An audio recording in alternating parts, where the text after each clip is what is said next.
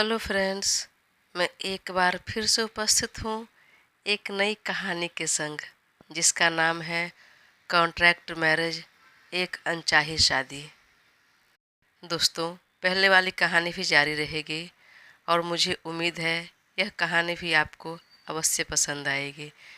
यह कहानी बाकियों से थोड़ी डिफरेंट है, तो प्लीज़ आप अपना साथ बनाए रखें और चैनल को सब्सक्राइब कर मुझे ज़रूर सपोर्ट करें। मुंबई, सफ़ेद कलर का एक बड़ा सा आलीशान बंगला, जिसके गेट पर बड़े बड़े अक्षरों में लिखा था मर्चेंट विला। उस बंगले के चारों तरफ खूबसूरत हरियाली और रंग बिरंगे बाग बगीचे लगे हुए थे, जिसमें देसी से लेकर विदेशी तक के कई प्रकार के फूल लगे हुए थे। और उसके बीचों बीच एक बहुत ही खूबसूरत फाउंटेन लगा हुआ था। उसके चारों तरफ सैकड़ों गार्ड्स पहरा दे रहे थे। सिक्योरिटी बेहद टाइट थी। तभी एक ब्लैक कलर की मर्सिडीज कार विला के अंदर आती है और कार को थोड़ी दूर पर देखते ही गार्ड झट से जाकर डोर खोलता है और वह कार गेट के अंदर एंटर करती है। और कार रुकते ही अगले ही पल उसमें से एक नौजवान, जो कि ब्लैक कलर का बिजनेस सूट पहना रहता है, हाथ में एक बैग लिए बाहर निकलता है। उसकी बॉडी काफ़ी अट्रैक्टिव लग रही थी, जो देखने से लग रही थी कि घंटों जिम में पसीना बहाकर बनाया हुआ था। 6 फुट 2 इंच हाइट, गोरा रंग, काली गहरी आंखें, लंबी नाक, उस पर जेल से सेट किए हुए बाल और उस पर ब्लैक गॉगल्स लगाया था। कलाई में महंगी घड़ी और दाएं हाथ में एक लेटेस्ट वर्जन का फ़ोन। कुल मिलाकर वह रॉयल फैमिली से दिख रहा था, बिल्कुल राजकुमार सा। और यह राजकुमार कोई नहीं, इस कहानी का हीरो सात्विक मर्चेंट है। जैसा नाम है बिल्कुल वैसा ही सात्विक। बहुत ही समझदार और गंभीर व्यक्तित्व है इसका। बेवजह वह किसी से उलझता नहीं। अगर कोई उससे उलझे तो वह उसे छोड़ता भी नहीं है। 28 साल का हो गया है, पर अब तक सिंगल है। सिंगल क्या, दूर दूर तक ही सिंगल है। ऐसा नहीं है कि लड़कियां उसके पीछे नहीं आती है, बहुत आती है। या कहे कि एक बार वह इशारा कर दे तो सैकड़ों लड़कियां कदमों में आने को बिछने को तैयार है। पर वह उस टाइप का लड़का नहीं है। वह आज तक किसी भी लड़की के तरफ आंख उठाकर देखा नहीं। उसका एक ही उसूल है, किसी एक का ही होकर रहेगा वह। जिससे उसे पहली नज़र में प्यार होगा, उसे ही अपना लाइफ पार्टनर बनाएगा और वही सब कुछ होगी उसकी जीवन में।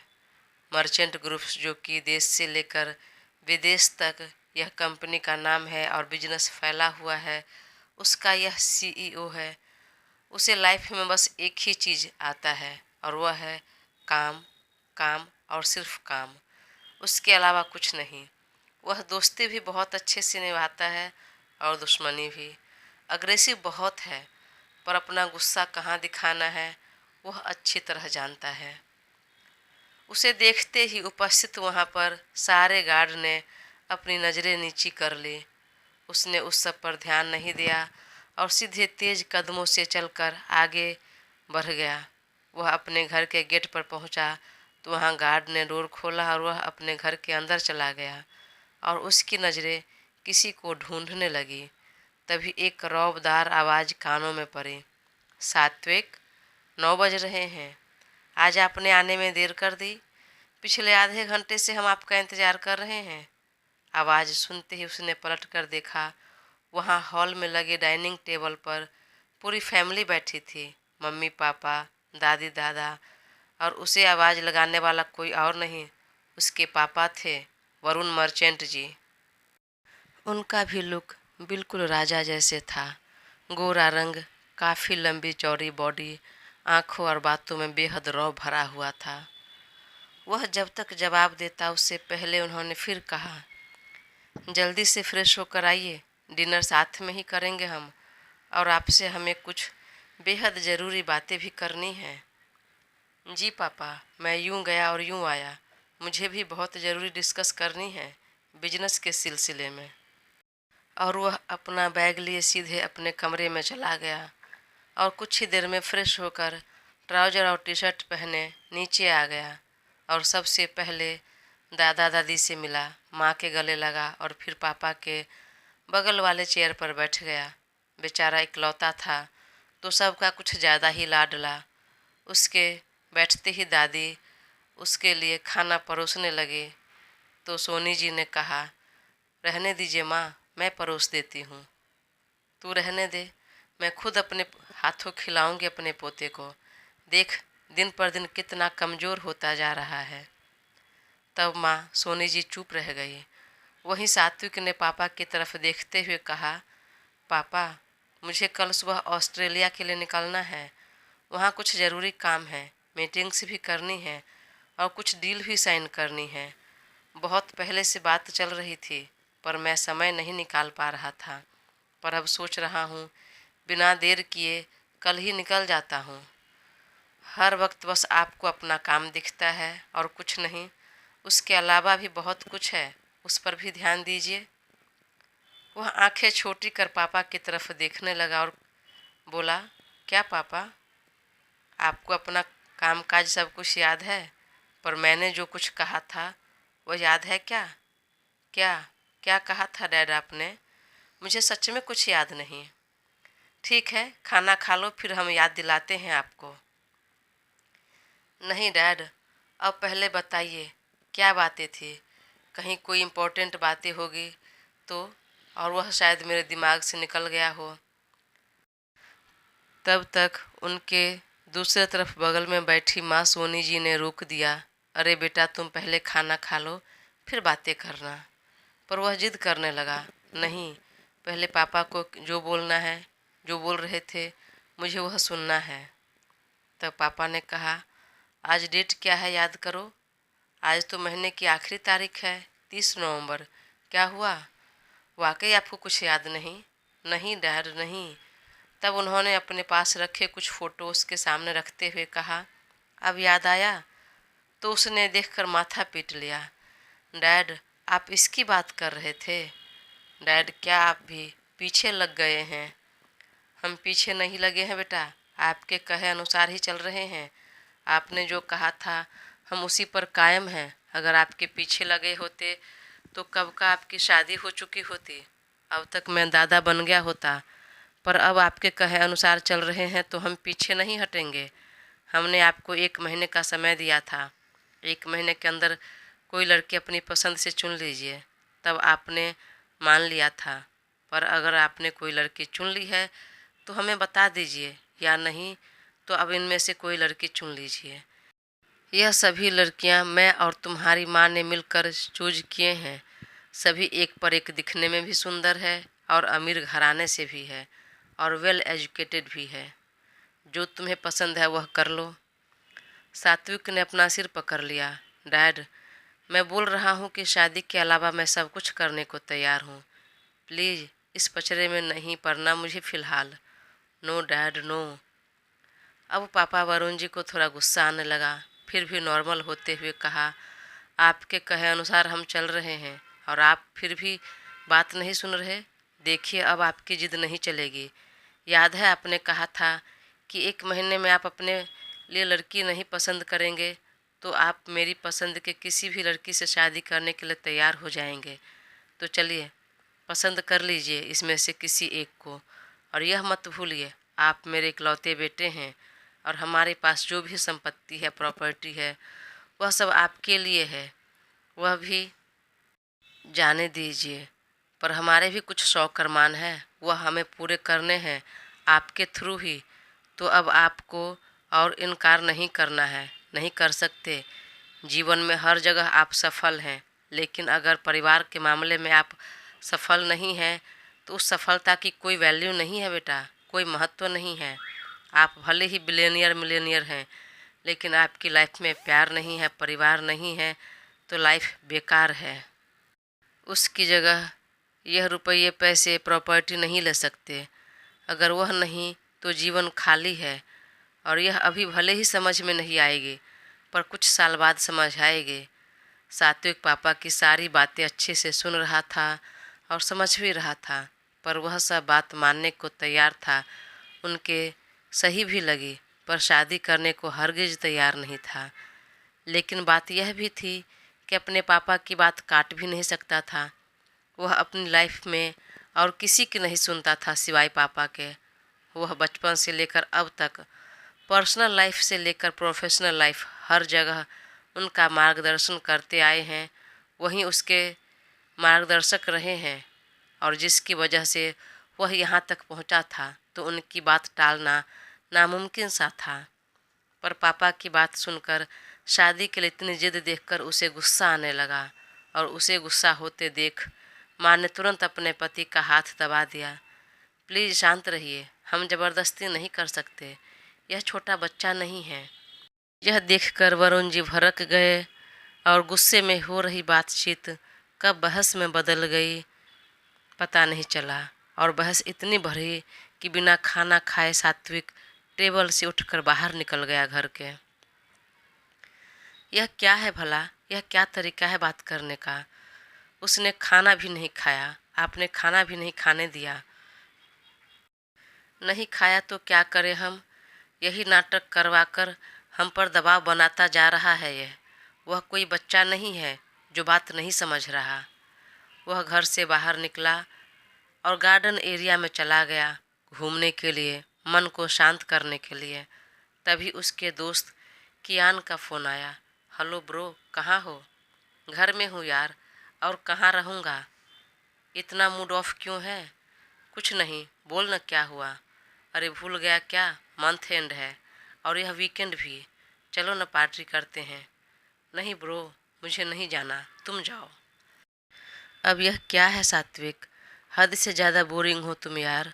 आजकल के ही लड़के हो तुम, पर हरकतें तुम्हारा, बिहेवियर तुम्हारा बाबा आदम जमाने के लग रहे हैं। ना तो तुम्हें पार्टी करना पसंद है, ना ही लड़कियों में इंटरेस्ट है, ना पब जाना पसंद है।